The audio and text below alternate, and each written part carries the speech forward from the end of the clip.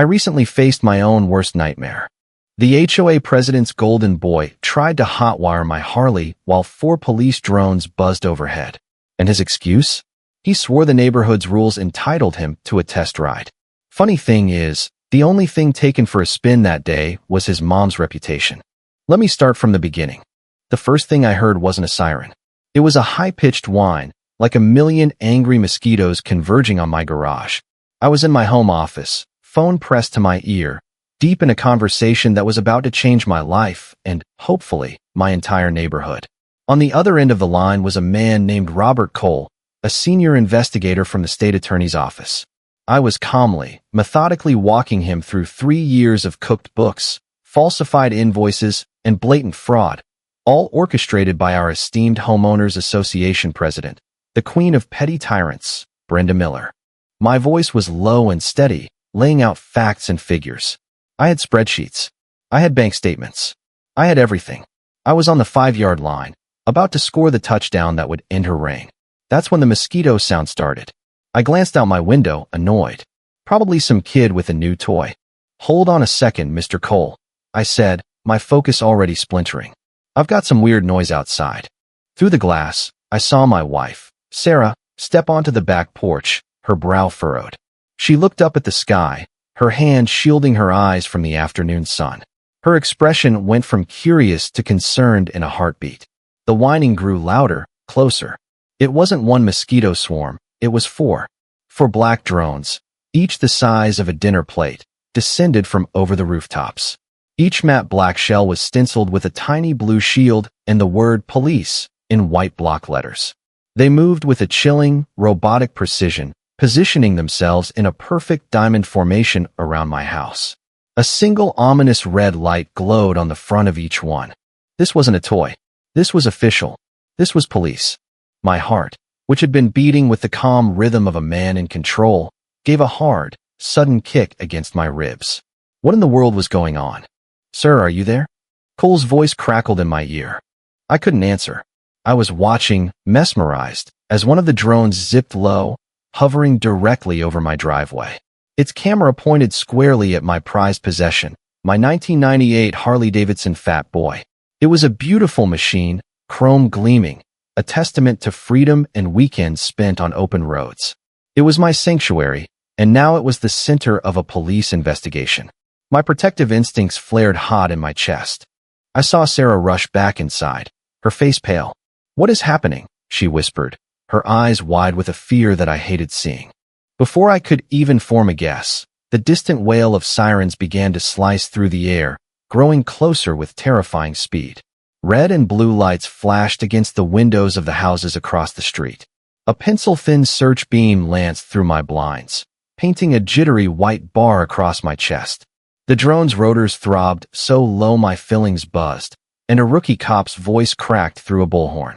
"Hands where we can see them, sir." His palm hovered an inch from a beanbag shotgun. One officer unsnapped his holster, palm resting on the grip as his eyes tracked the drone's telemetry. Neighbors were starting to peek out their doors, their faces a mixture of confusion and morbid curiosity. Then my phone buzzed with a text notification.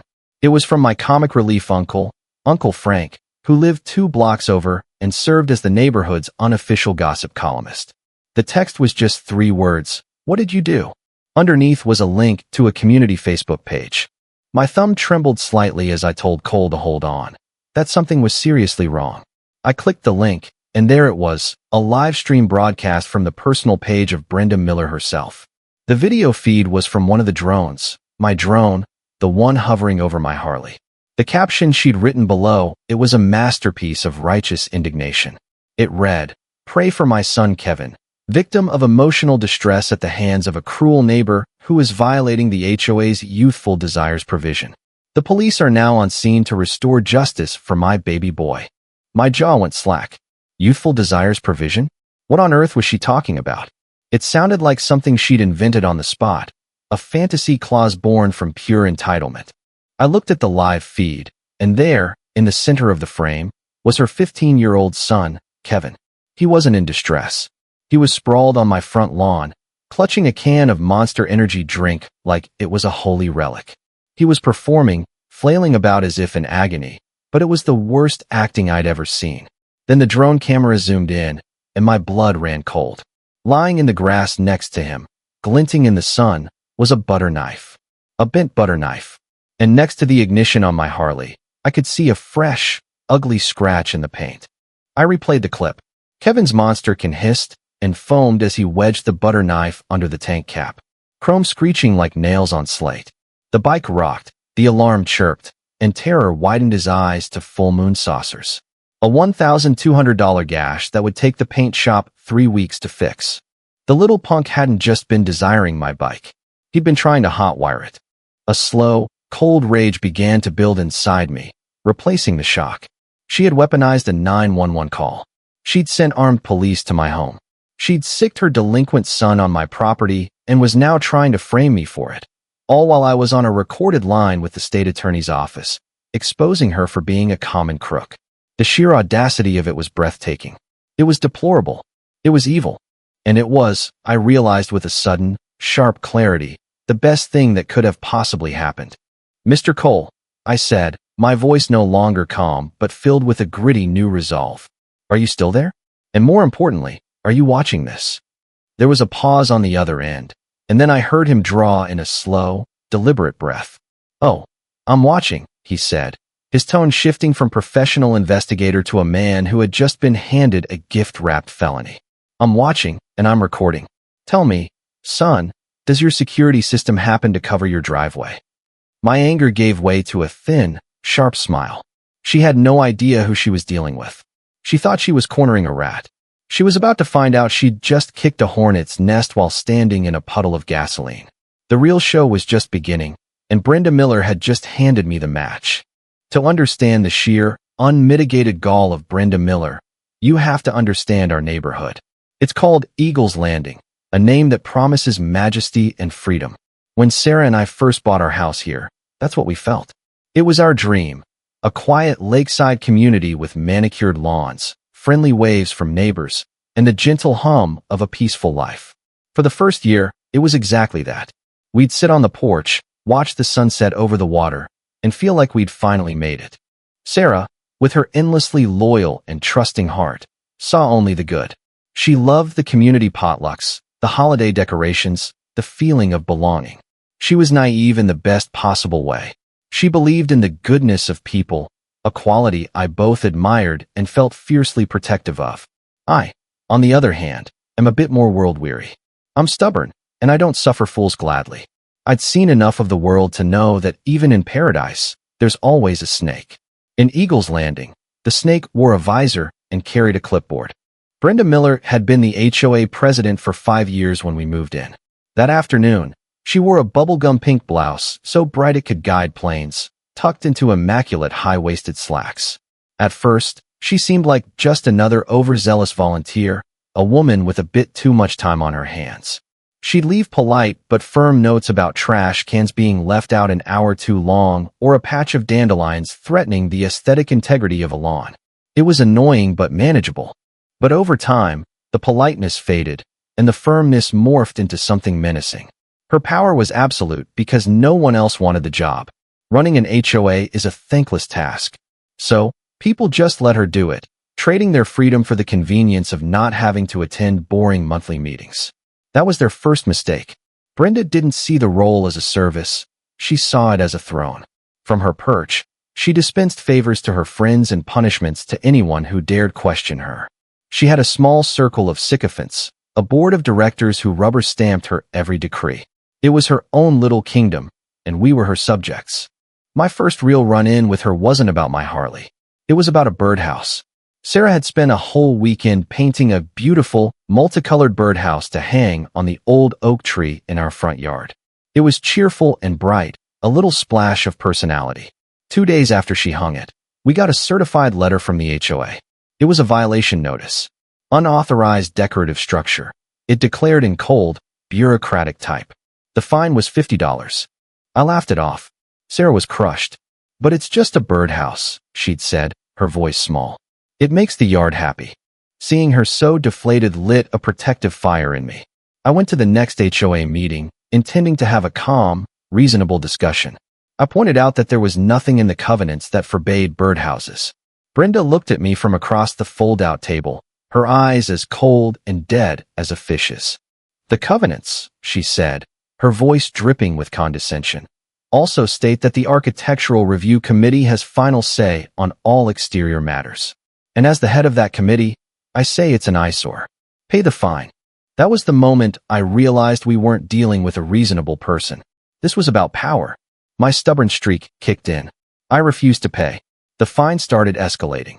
50 became 100, 100 became 200, plus late fees, and a legal processing charge she'd clearly invented. This was how she operated. She'd bleed you dry over the little things until you just gave up. But I don't give up, especially not when someone bullies my wife. That's when my Harley became a target. It was my pride and joy, a machine I'd rebuilt with my own hands. It represented everything Brenda hated: freedom, individuality, a little bit of noise. She started with notes about the unapproved vehicle being visible from the street, even though it was parked neatly on its own concrete pad beside my garage. She claimed it lowered property values. She tried to fine me for fluid drips on the pavement, even though I kept a pristine mat underneath it. Each new violation was more absurd than the last. It was a war of attrition, and she was the undisputed champion. This went on for months. Sarah begged me to just move the bike into the garage and pay the birdhouse fine. It's not worth it, she'd plead, her loyalty torn between her love for our peaceful home and her support for me. But I couldn't. It wasn't about a birdhouse or a motorcycle anymore. It was about a principle. It was about a bully who was extorting money from her neighbors under the guise of community rules. I knew I wasn't her only victim. I'd heard whispers from other residents, stories of liens placed on homes for trivial infractions, of people being forced to pay thousands for things they didn't do. Everyone was too scared to fight back. They saw what she was doing to me over a birdhouse and a bike, and they didn't want that smoke. This is where my professional life became a secret weapon. My day job involves forensic accounting. I look for patterns. I find needles in haystacks of numbers. I can smell a cooked book from a mile away. So, I decided to do what I do best. I started digging. I formally requested the HOA's financial records for the past 3 years, which I was legally entitled to do. Brenda stalled for weeks, but eventually, she had to hand them over. What I found was worse than I ever imagined. It wasn't just petty fines. It was a complex web of kickbacks from landscaping companies, no-bid contracts given to a consulting firm that was registered to her brother-in-law, and a slush fund of collected fines that was completely off the books. She wasn't just a bully. She was a criminal, embezzling tens of thousands of dollars from her own neighbors. The birdhouse fine, the Harley, it was all a distraction, a way to make her seem like a stickler for the rules while she was robbing everyone blind. That's when I knew I had to go to the state attorney. I spent a month building my case, cross-referencing everything, making it airtight. I was finally ready. I scheduled the call with Robert Cole. I sat down in my office, the file open in front of me, feeling the weight of my entire community on my shoulders. I was about to expose her. I was about to end it. I had no idea that at the exact same moment, Brenda Miller, in a fit of entitled rage over a motorcycle she thought she could just take, was about to expose herself in a way I never could have dreamed. She thought she was launching a preemptive strike, but she was really just lighting her own funeral pyre. The spark that lit the fuse wasn't a dramatic confrontation in a boardroom. It was quiet, subtle, and happened right in my own driveway. A few days before my scheduled call with the state attorney, I was in my garage polishing the chrome on the Harley. It was my form of meditation. The repetitive motion, the smell of the polish, the way the metal gleamed under the overhead light, it centered me. Sarah came out holding 2 glasses of iced tea, a peace offering. She was still worried, walking on eggshells around the whole HOA situation. "It looks beautiful," she said, handing me a glass. "Are you sure about this, honey?" Poking the bear.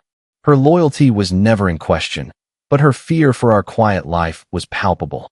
I wiped my hands on a rag and took a long drink. "The bear has been poking us for 2 years, Sarah," I said, my voice softer than I intended. "It's time someone poked back. She's not just a bully, she's a thief." I hadn't told her the full extent of what I'd found yet. I didn't want her to worry more than she already was. All she knew was that I was fighting back. As we were talking, I saw him. Kevin Miller, Brenda's 15-year-old son. He was ambling down the sidewalk on the other side of the street, trying to look casual, but his eyes were locked on my bike. Kevin was a carbon copy of his mother's entitlement, just in a teenage boy's body. He walked with a swagger that he hadn't earned and looked at the world as if it owed him something. He'd made a few snide comments to me in the past, things like, "Nice bike. My mom says you're going to have to get rid of it soon." I'd always just ignored him, but this time was different. He paused, pretending to tie his shoe, but his gaze was fixed on the Harley's ignition. A little alarm bell went off in my head. It was the kind of look a fox gives a hen house. It wasn't just admiration, it was calculation. I put my arm around Sarah. "Let's go inside," I said, keeping my eyes on the boy. He quickly looked away and continued his walk, but the image was burned into my mind. That night, I installed a new security camera. I already had a basic system, but I wanted something better, something with a crystal clear picture, and, more importantly, excellent audio. I mounted a small, discreet 4K camera under the eaves of the garage, aimed directly at the Harley's parking pad. It was motion activated and fed directly to a cloud server accessible from my phone. It felt like overkill, but my gut was screaming at me. My world weariness had taught me one thing. When you smell smoke, don't wait to see the flames. The next day, I made my formal request for the HOA's financial records. I did it by the book, sending a certified letter citing the state statute that gave me the right as a homeowner. This was the official start of the war. I didn't go to a meeting. I didn't make a scene. I used the law, the one thing Brenda seemed to think didn't apply to her. The blowback was immediate.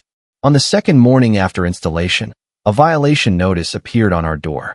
It was for unauthorized modification of exterior, citing the new camera I'd installed. The fine was $200. It was so predictable it was almost funny. She was watching me. She knew I was up to something, and she was trying to intimidate me, to bury me in fines before I could get my hands on the proof of her crimes. This is when my Uncle Frank, got involved. He's a retired plumber with a mind like a steel trap and a deep-seated hatred for bullies. I'd mentioned the situation to him, and he'd appointed himself my chief strategic advisor. He called me up, his voice booming over the phone. "A camera? She's fining you for a security camera? That woman's got more nerve than a brain surgeon. You know what this is, right? This is discovery, lawyer style. She's trying to see your hand. Don't you flinch." I had no intention of flinching. I sent a polite, formal reply to the HOA board, again, by certified mail, explaining that the camera was for security purposes, a right afforded to any homeowner, and that I would not be paying the baseless fine. I also gently reminded them that failure to produce the financial records I'd requested within the legally mandated time frame would result in a formal complaint to the state. Checkmate. I had her. She could either give me the documents that would prove her guilt, or she could break the law by withholding them, which would also prove her guilt. For the next 2 weeks, it was a tense standoff. The neighborhood felt it. People would give me these nervous, sympathetic looks at the mailbox. They were watching, waiting to see who would break first. Brenda's sycophants on the board started to look jumpy. They were just ordinary people who'd gotten swept up in her orbit, and now they were attached to a potential state investigation. Finally, a thick manila envelope arrived. It was the financials. She'd tried to bury me in paper, hundreds of pages of budgets, reports, and receipts. It was meant to be overwhelming, a document dump designed to make me give up. She underestimated me. This was my playground. I spent the next week holed up in my office, fueled by coffee and a burning sense of righteousness. I cross-referenced everything. I built spreadsheets, and I found it all. The ghost employees at the landscaping company, the checks written to a P.O. box that I traced back to her cousin, the slush fund. It was all there. I consolidated everything into a neat 10-page summary complete with exhibits. It was an open and shut case of embezzlement and fraud. The inciting incident wasn't one big explosion. It was a series of small, calculated moves. It was the look in her son's eye, the installation of a camera, the formal request for documents, and the slow, methodical untangling of her web of lies. I picked up the phone and dialed the state attorney's office. I was ready to present my findings. I thought the fight would be won in a courtroom with evidence and testimony. I had no idea the knockout blow would be delivered live on social media by the very person I was trying to stop. The air in my office felt thick with anticipation. On the other end of the phone, Robert Cole from the state attorney's office was listening intently. He had the patient, methodical tone of a man who had heard 1,000 stories of petty corruption. I could tell he was taking me seriously, but there was still a professional distance in his voice. He was a gatekeeper, and I had to convince him that this fire was worth his department's water. So, you're alleging that Ms. Miller approved payments of over $30,000 in 2 years to a landscaping company that lists a vacant lot as its business address? He asked, his voice a dry rustle of paper. Not alleging, Mr. Cole. I corrected him gently. I'm stating it as a fact. I have the bank transfers, the falsified invoices, and a photo of the business address, which is currently a nesting ground for Canadian geese. I was in my element, laying out the undeniable logic of the fraud. This was my territory. The tension was rising, not from fear, but from the thrill of the hunt. I was closing in. Sarah tiptoed into the room and handed me a fresh cup of coffee, her eyes asking a silent question. How is it going? I gave her a small, confident nod. She squeezed my shoulder, a gesture of pure, unwavering support, and then quietly left me to it. That small act of loyalty steadied me. I was doing this for her, for our home, for the quiet life this woman had tried to poison. I continued my presentation, moving on to the no-bid contract for community consulting that went to Brenda's brother-in-law. The scope of work was so vague it was laughable, and the payments were always made in cash withdrawals from the HOA's reserve fund. It's a classic kickback scheme, I explained. She's using the HOA as her personal ATM. Cole made a sound, a low hum of interest. I could feel him leaning in, the professional distance shrinking. The pieces were clicking into place for him. The pattern was emerging from the noise. This is when the whining started outside. The sound of the drones. At first, it was just a background annoyance. I tried to ignore it, to push through and finish my point, but it grew louder, more insistent, impossible to ignore. Hold on a second, Mr. Cole, I said, the first prickle of alarm touching my skin. I muted the phone and walked to the window. The sight of those 4 official-looking drones setting up a perimeter around my house was a jolt to the system. It was so wildly out of proportion with anything I could imagine. My mind raced. Had Brenda found out about this call? Did she have a contact in the local police department? Was this some kind of insane power move to intimidate me? The siren started, distant at first, then screaming closer. My carefully constructed case, my logical presentation, all of it felt like it was about to be blown apart by sheer, brute force chaos. That's when Sarah rushed in, her face ashen. There are police cars pulling up. 3 of them, she stammered. My protective instincts went into overdrive. I unmuted the phone.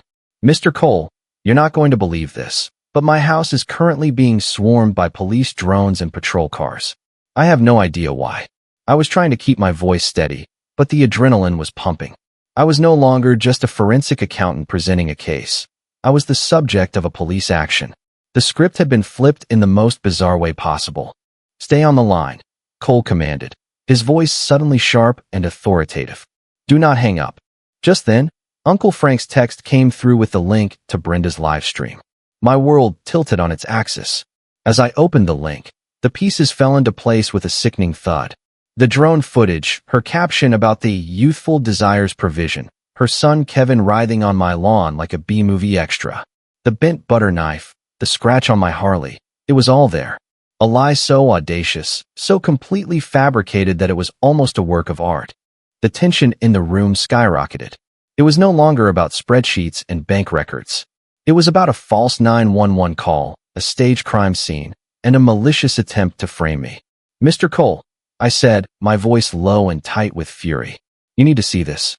The woman we are discussing, Brenda Miller, is broadcasting a live feed from one of the police drones on her Facebook page. She is accusing me of, well, you just have to see it. I emailed him the link. The next 30 seconds were the longest of my life. I could hear the faint sound of clicking on his end. I watched the live feed on my phone. One of the cops was now approaching Kevin, who pointed a trembling finger towards my house, his face a mask of counterfeit terror. Any second now, I expected a battering ram at my door. I stood there trapped between a state investigator on the phone and a SWAT team in my driveway, all because a spoiled brat failed to hotwire a motorcycle with a piece of cutlery. Then Cole spoke. The patient, methodical tone was gone. It was replaced by something else, something cold and dangerous. I see it, he said. And then he said the 10 words that changed everything. She has no idea you're on the phone with me, does she? A slow, grim smile spread across my face. Not a clue, I replied. The rising tension had just broken like a fever. This wasn't a setback. It wasn't a disaster. It was the twist I never saw coming. My fraud case, which had been compelling but still theoretical to him, had just been proven beyond a shadow of a doubt. Brenda hadn't just shown him she was a thief. She had gift-wrapped and hand-delivered undeniable, real-time proof that she was also unstable, vindictive, and willing to commit a serious felony to silence an opponent. She thought she was the puppet master pulling the strings of the local police. In reality, she was performing on a far bigger stage with a far more important audience, and she had just given the performance of a lifetime. The question was no longer whether the state would take my case, but how many new charges they were about to add to the list. The immediate aftermath was a whirlwind of controlled chaos. On the live feed, I saw the approaching officer kneel beside Kevin, his expression shifting from serious concern to visible confusion. Kevin's theatrics were starting to wear thin, even on an unsuspecting cop. The officer spoke into his shoulder mic, likely relaying that the victim seemed more interested in his energy drink than his alleged emotional trauma. On my end, Robert Cole was no longer a passive listener. He was an active participant. "My name is Robert Cole with the state attorney's office," he said, his voice a blade of ice. "I need you to patch me through to the senior officer on the scene right now." There was a moment of stunned silence from the police dispatcher on the other end of the line, followed by a frantic burst of activity. While that was happening, Cole gave me clear, concise instructions. "First, do you have security cameras?" "Yes," I said, my confidence surging back. A 4K camera with audio pointed directly at my driveway. It's been recording everything. I could practically hear him smile. "Perfect. Do not go outside. Do not engage. Let them do their job. They're about to get some new information." This was the first twist, the one that turned the tables so fast it gave me whiplash. Brenda's entire stunt was predicated on her narrative being the only one. She created a fiction, the youthful desires provision, and called in the cavalry to enforce it, assuming everyone would just believe the frantic mother over the quiet guy with the motorcycle. She never imagined that her public spectacle would have a second, much more powerful audience. She was playing checkers, and we were playing chess. But the game wasn't over. Now that I had the upper hand, I was standing at a moral crossroads. The rage was still simmering in my gut. A part of me, the gritty, stubborn part, wanted to see her utterly destroyed. I wanted to use this to leak the footage myself, to plaster it all over social media, and watch her get torn apart by the court of public opinion. I wanted her to feel the same humiliation and fear she had tried to inflict on me and my family. It would be so easy. I had the ultimate weapon now. The core question I had been grappling with suddenly became very real. How far will a man go to defend his own? Was it enough to just win, or did I need to annihilate her? Sarah came and stood beside me, her hand finding mine. She was watching the feed over my shoulder, her initial fear replaced by a steely look I hadn't seen before. "That woman," she whispered, "is evil." But then she looked at me, her eyes softening. "Don't sink to her level. Please, let's just let the right people handle it. I just want our life back." Her words were a grounding force. She was right. My protective instinct wasn't just about fighting back. It was about preserving what we had built. If I engaged in a messy, public mudslinging match, I'd be dragging our family through the mud with Brenda. I'd be letting her dictate the terms of the war, fighting on her turf of chaos and personal attacks. I made a decision. I wouldn't seek revenge. I would seek justice. Cold, hard, and inescapable. I would use the system she had so arrogantly tried to manipulate against her. I would not use her tactics. I would use mine, facts, evidence, and the unyielding pressure of the law. On the live feed, things were unraveling for Brenda. The senior officer on scene, a sergeant with a weary, seen-it-all face, was now talking to her on her own front lawn. Her body language was frantic. She was waving her arms, pointing at my house, her voice no doubt a screech of indignation. The sergeant just listened, his expression unreadable.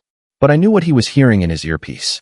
He was hearing that the man in the house she accused of tormenting her son was, at this very moment, on a recorded line with the state attorney's office detailing a massive fraud case against her. He was hearing that there was video evidence of her son attempting to steal the very motorcycle he was supposedly desiring. The ground was crumbling under Brenda's feet, and she didn't even know why. She thought she was arguing with a local cop. She was really arguing against the weight of the state. "All right," Cole said to me, his voice calm again. "The sergeant is informed. He's going to secure the scene and take statements. He has my direct number. Now, about that video footage from your camera. I want you to download it and send me the original file. Do not post it. Do not send it to anyone else. It is now evidence in an official investigation." This was it, the moment of choice. I could be a vigilante or a witness. I looked at Sarah's loyal, trusting face. I thought about the quiet life we'd built, the life I was fighting to protect. Vengeance felt hot and satisfying for a moment, but justice was permanent. "You'll have it in 5 minutes," I said to Cole. I was choosing my path. I would let the law be the weapon. I would let her own actions be the poison. I felt a sense of clarity and resolve settle over me. The emotional storm had passed, leaving behind a cold, hard determination. The police began to disperse. The drones ascended and flew away. The show was over. Brenda was left standing on her lawn, her face a thunderous mask of confusion and fury. Her gambit had failed, and she had no idea why. She didn't know that the phone call she had interrupted was still going. She didn't know that every word she said, every lie she told, was now part of a much larger file. She thought she had lost a minor skirmish. She had no clue. She had just ensured she would lose the entire war. The immediate threat was gone, but the battle was just heating up. Now it was time to move from defense to offense, armed not with anger, but with the full, crushing weight of the system she had so foolishly provoked. And I knew my next move had to be perfect. The moral high ground is a nice place to visit, but I prefer the strategic high ground. My decision to stick to the letter of the law wasn't about being a better person. It was about being a smarter fighter. Brenda Miller's world was built on gossip, intimidation, and bending the rules. My world is built on data, logic, and irrefutable proof. To beat her, I had to drag her into my world, where her tactics were useless. The days following the drone incident were deceptively quiet. The police filed their report, which, thanks to the intervention from the state attorney's office, painted a very clear picture. 2 days later, I spotted her on the clubhouse patio, bragging into a latte, when a plainclothes detective tapped her shoulder and slid the unfounded 911 report across the table. The steam from her cup fogged her glasses as the color drained from her face. Unfounded 911 call originating from homeowner Brenda Miller. Preliminary evidence suggests the juvenile son was attempting vehicle theft. That report was a ticking bomb, and Robert Cole was holding the detonator. He advised me to lay low. "Let her wonder," he'd said. "Right now, she thinks she got away with it, even if it didn't work. Let her marinate in that arrogance. It'll make her sloppy." He was right. 2 days later, a new violation notice appeared on my door. This one was for nuisance activity, citing the significant police presence that had disrupted the neighborhood. She was fining me $500 for the police raid she had called on me. The sheer, unadulterated nerve was almost impressive. It was a classic Brenda move: double down, never admit fault, and always play the victim. I scanned the notice and emailed it directly to Cole with a one-sentence message: Exhibit B. He replied almost instantly: "Keep them coming." This was the action peak, but it wasn't a loud, explosive battle. It was a silent, deadly chess match. Every move she made, thinking she was cornering my king, was actually just walking her own queen right into my line of fire. I was gathering an arsenal of her own stupidity, and it was growing by the day. Meanwhile, the neighborhood was buzzing. Brenda's live stream had been seen by dozens of people before she frantically deleted it. The story was out, but it was jumbled, a mess of rumors and speculation. Some people believed her version. Others, who had been on the receiving end of her tyranny, were deeply suspicious. The community was a powder keg waiting for a spark, and I was about to provide it. Cole and I had formulated a plan. The financial fraud case was strong, but it was complex. It would take months, maybe years, to work its way through the legal system. The false police report, however, was simple, immediate, and public. We decided to use it to break her power base first. The first step was to release the footage from my security camera, but not to social media. That would be messy. Instead, Cole's office officially submitted it to the local police department as evidence related to the false 911 call. Once it was part of an official record, it became subject to public information requests. My man, Uncle Frank, who had been chomping at the bit for a mission, was more than happy to be our concerned citizen. He filed the request. The police department, under scrutiny from the state attorney's office, had no choice but to comply. They released the video to him. Uncle Frank, with the theatrical flair of a seasoned showman, then leaked the crystal-clear 4K footage to the one person he knew would handle it perfectly. A young, ambitious reporter at the local news station who was hungry for a big story. The action began to accelerate with breathtaking speed. The news station ran the story that night. It was the lead segment. They played the footage in its entirety. Kevin Miller casing my Harley. Kevin Miller fumbling with a butter knife against the ignition, the ugly scratch, and then the Oscar-worthy performance of a lifetime as he feigned agony on the lawn. They juxtaposed this with screenshots from Brenda's now-deleted live stream, her wild accusations, and her invocation of the mythical, youthful desires provision. To top it all off, the reporter held up a copy of the new nuisance activity fine she had just sent me. The effect was instantaneous and explosive. The neighborhood erupted. Phones started ringing off the hook. The community Facebook page, once Brenda's propaganda tool, turned into a digital tribunal. People who had been silent for years, nursing grudges over absurd fines and bullying tactics, suddenly found their voices. The dam of fear had broken. One neighbor posted about how Brenda had tried to force her to resod her entire lawn because she didn't like the shade of green. Another shared a story about being fined for a holiday wreath that was deemed excessively festive. Story after story poured out, a tidal wave of shared resentment. Her circle of sycophants on the board went silent, suddenly unavailable for comment. They were rats deserting a sinking ship. Brenda, predictably, panicked. But instead of laying low, she did the one thing that would guarantee her downfall. She tried to seize back control. She announced an emergency mandatory HOA meeting to be held in the community clubhouse in 3 days. The stated purpose was to address the recent spread of malicious misinformation and to reinforce community standards. It was a desperate power play, an attempt to get everyone in a room where she thought she could still intimidate them, where she could shout down the opposition and reassert her authority. She had no idea what we were planning. The action was peaking. The battle lines were drawn. The entire community was converging on a single point in time, the emergency HOA meeting. She thought it was her stage to crush the rebellion. She didn't realize it was her public execution, and we had already sent out the invitations. The only thing left to do was to make sure the grand finale was as spectacular as her crimes. We were in the final hours before the emergency HOA meeting, what Uncle Frank had gleefully dubbed the reckoning. My house had become a makeshift command center. Uncle Frank was manning the phones, coordinating with neighbors who had pledged their support. Sarah was making sandwiches and coffee, a nervous but determined energy about her. She was our rock, the calm center of the storm. I was on my laptop, going over the plan one last time with Robert Cole via a secure video call. The financial fraud case was the hammer, but we needed one more perfectly timed blow to ensure Brenda's political career in our neighborhood was over for good. She's going to come out swinging, Cole warned. She's cornered, and she's desperate. People like her don't just fold. They try to burn everything down with them. His words were prophetic. We were prepared for her to be vicious, to lie, to personally attack me. What we weren't prepared for was the depth of her depravity. About an hour before the meeting was set to begin, a manila envelope was slipped under my door.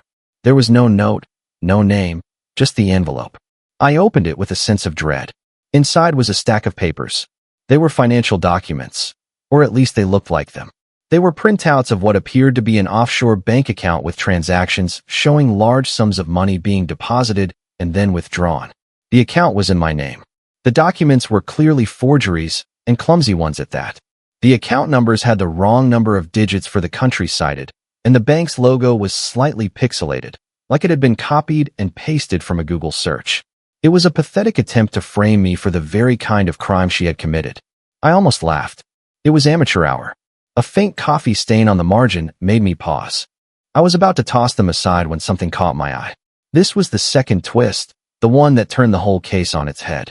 On the last page of the forged statements, There was a list of supposed wire transfers out of the bogus account. Most were to generic entities, but one stood out. It was a transfer to a company I'd never heard of, Silver Creek Development Group. The name meant nothing to me, but below the company name was an annotation written in a different font, almost like a note the forger had forgotten to delete. It said, "Per BM authorization, payment for Lot 17 clearing. Brenda Miller." Lot 17. My mind raced. Lot 17 was a contentious piece of land on the edge of our development. It was a beautiful, wooded waterfront lot that the original developer had designated as a permanent nature preserve belonging to the community. For the past year, Brenda had been pushing relentlessly to have it rezoned for commercial development, claiming the HOA needed the money. She'd met with fierce resistance from the residents, and the proposal had been voted down twice. A cold realization washed over me. The forgery wasn't just a clumsy attempt to frame me. It was a mistake, a huge one. In her haste to create fake evidence, she, or whoever she'd hired to do it, had accidentally mixed in a piece of real information. This wasn't just a note, it was a breadcrumb. This Silver Creek Development Group was likely the company she was secretly working with to get that land. The kickback I had suspected from that deal wasn't a kickback at all. She wasn't just trying to get a slice of the pie. She was trying to steal the whole bakery. She was using her position as HOA president to illegally sell off a community asset, a protected nature preserve, for her own personal enrichment. The financial fraud I had uncovered, the embezzlement from the operating budget, was chump change.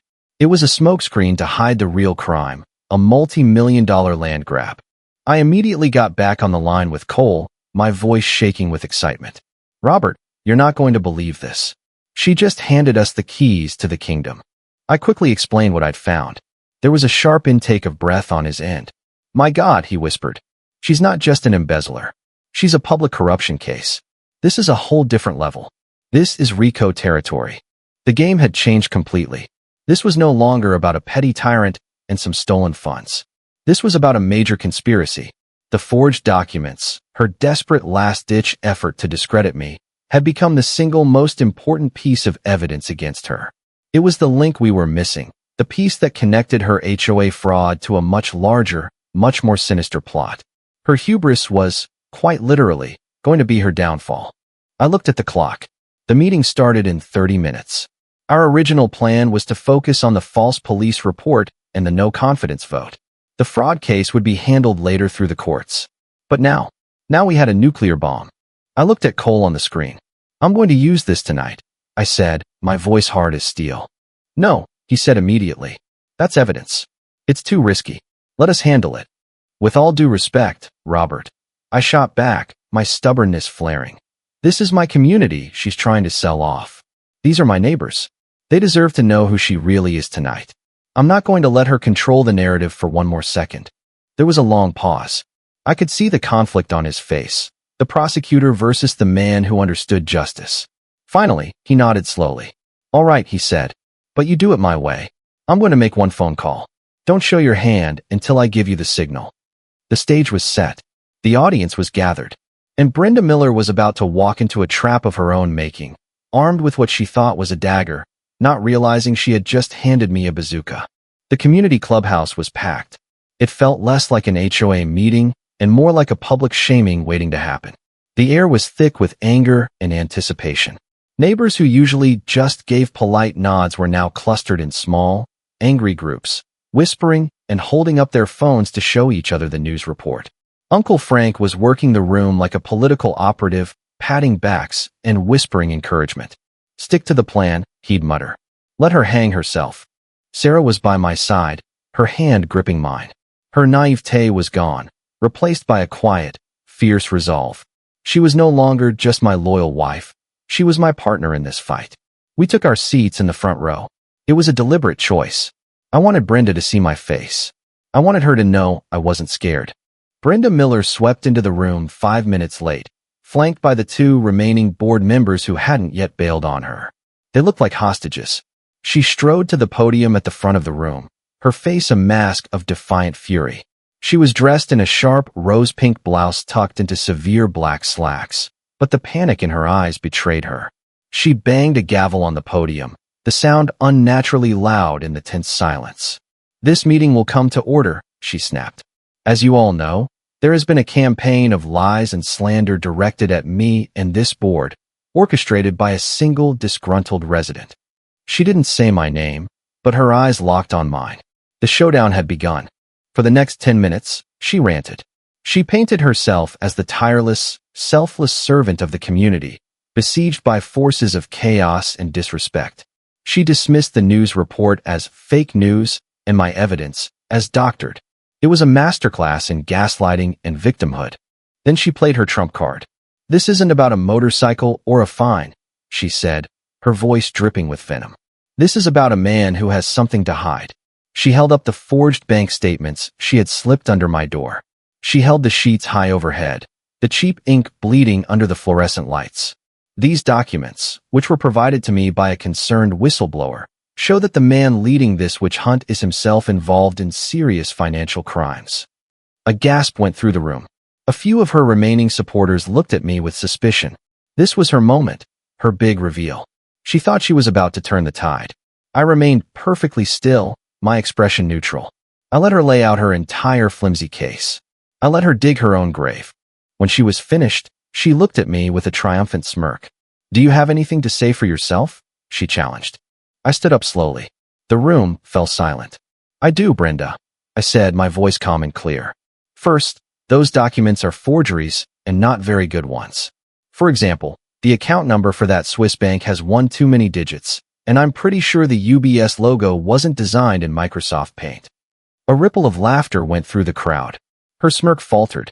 "But," I continued, my voice growing harder, "I want to thank you for bringing them to my attention. Because while you were busy faking evidence against me, you made a very, very big mistake." I held up my own copy of the documents.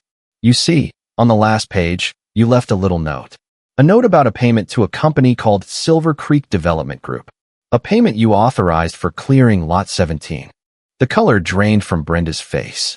The name spoken aloud hit her like a physical blow. She started to stammer. That's not. I don't know what you're talking about." "Oh, I think you do," I said, pressing the advantage. "Lot 17, the community nature preserve. The land you told us was worthless. The land you tried to get rezoned for the good of the HOA. It turns out you were trying to sell it, weren't you, Brenda? To your friends at Silver Creek."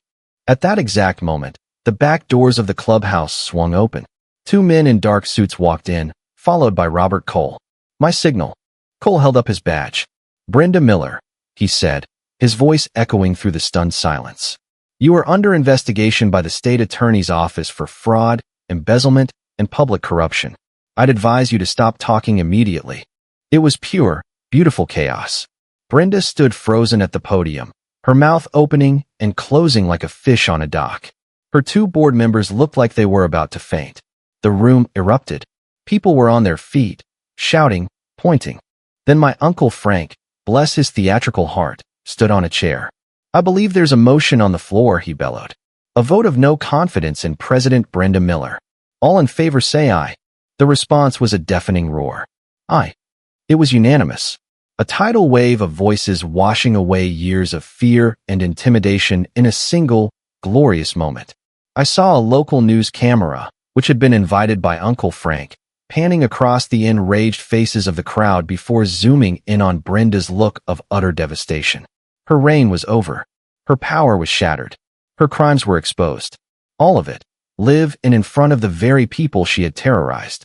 The showdown wasn't just a victory, it was a public exorcism. She had tried to frame me, to destroy my name, but in the end, her own lies had become the chains that would drag her down. And I had the distinct pleasure of pulling the lever. The fallout was swift and spectacular. Brenda Miller didn't just lose her position, she was publicly and professionally obliterated. The televised no-confidence vote became a local legend, replayed on the nightly news for days. The state attorney's office, armed with my initial fraud case and the bombshell of the Lot 17 conspiracy, unsealed a sweeping indictment. Brenda was arrested not for a petty HOA violation, but for a slate of felonies that would ensure she traded her clipboard for a jumpsuit. Her co-conspirators, including the board members and the so-called developers at Silver Creek, fell like dominoes. The entire corrupt enterprise collapsed under the weight of her final, arrogant mistake. Justice, it turned out, wasn't just blind, it was methodical, and it had a very long memory. In the weeks that followed, a sense of clean air returned to Eagle's Landing. A transitional board was appointed, made up of honest neighbors who were dedicated to transparency. They hired an independent auditor who uncovered the full extent of Brenda's theft. Every misappropriated dollar was accounted for, and civil suits were filed to claw it back. The absurd fines she had levied against me and countless others were nullified. The community nature preserve was reaffirmed as protected land forever. It was a complete and total system reset. We got our neighborhood back. More than that, we got our peace back. Sarah and I sat on our back porch, watching the same sunset over the lake that we had when we first moved in. For the first time in years, it felt truly peaceful. The birdhouse she had painted so long ago was still in the garage. The next morning, I took it out, climbed a ladder, and hung it proudly on the big oak tree in our front yard. It was more than a birdhouse now. It was a monument, a small, colorful symbol of a victory hard won. Sarah came out and wrapped her arms around my waist, resting her head on my back. "It looks happy there," she said softly. I couldn't have agreed more. That afternoon, I rolled my Harley out of the garage. The scratch on the ignition was still there. I decided not to fix it.